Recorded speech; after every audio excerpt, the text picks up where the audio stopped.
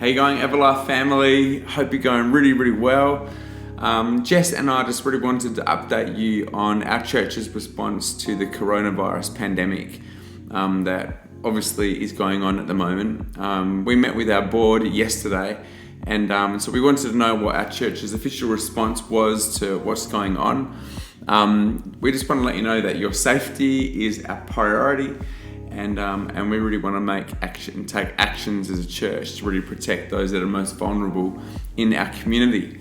But before we give you some real practical steps, we just want to really encourage you to be praying and really believe God for a supernatural solution and intervention in what's going on in our world.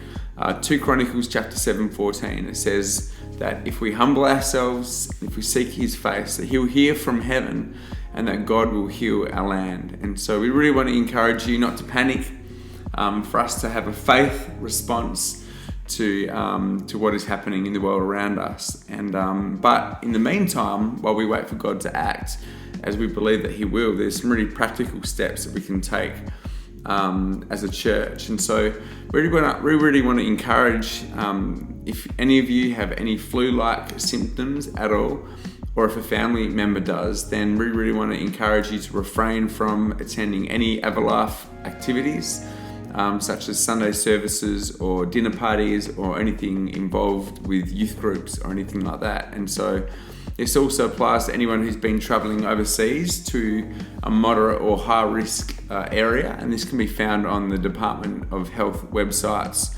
You can find out what nations and countries those are, especially places like China and Iran, and there's some other countries there as well.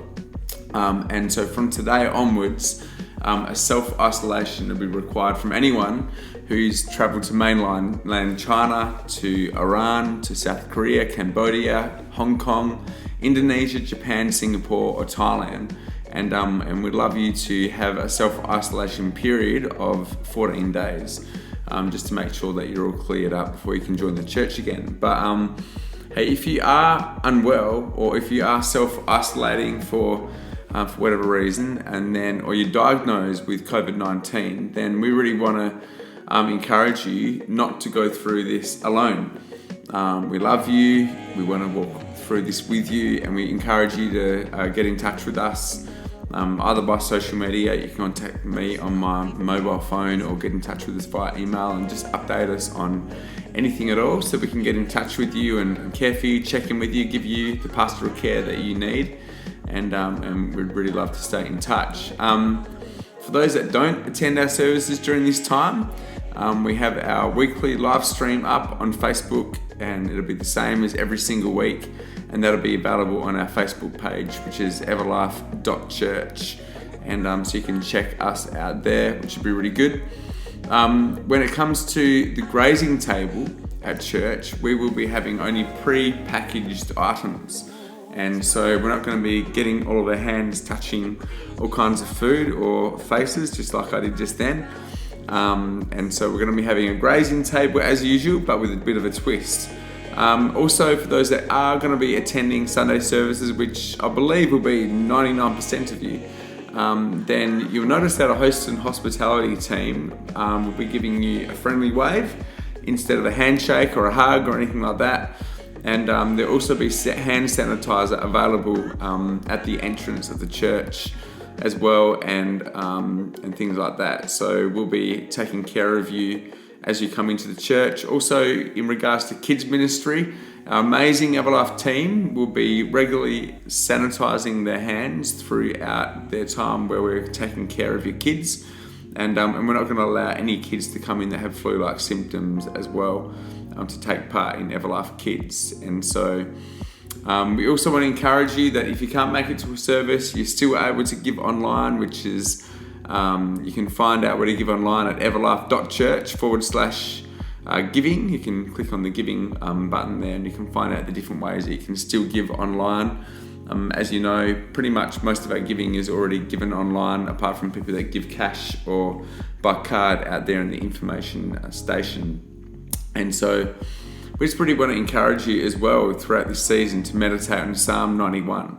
And Psalm 91 really gives us a promise of God's protection over us. And also this week, coming next Thursday, we're going to be, the 19th of March, we're going to be having communion at our dinner parties. And so we're really going to be believing for healing, physical healing to be taking place for anyone that's sick at all. And also for those that can't make dinner parties, and we want to encourage you to take communion in your own house and in your own time as well. And I just really want to encourage us as well that the way that we live and we respond to a crisis is never to be fear-driven, but to be faith-led, based on the Word of God. And so we want to encourage you to be different to the prevailing culture around us. And it's a great opportunity for us to share the hope that we have in Jesus. And especially for a world that might be panicked or full of anxiety, we really want to be those that demonstrate the peace of God in this time. And so really this video is to tell you that we care for you, we love you, we're putting some measures in place. We want to encourage you not to panic. Please come to church. We'd love to see you there, but also we want to take the necessary precautions because we really care for you, and especially for those that are most vulnerable. And we love you guys so much, and we're excited about what God is doing in this season. I tell you what, it is exciting what God is doing in this season, and we are believing for unbelievable exponential growth, both in our personal lives as we seek Jesus' face, but also for us as a church. We're believing for great growth, especially as we seek our vision, which is that every single person would know Jesus, that we would grow together, and that you would go with purpose into your world and make a real difference. And so I love you guys so much, and I look forward to seeing you soon.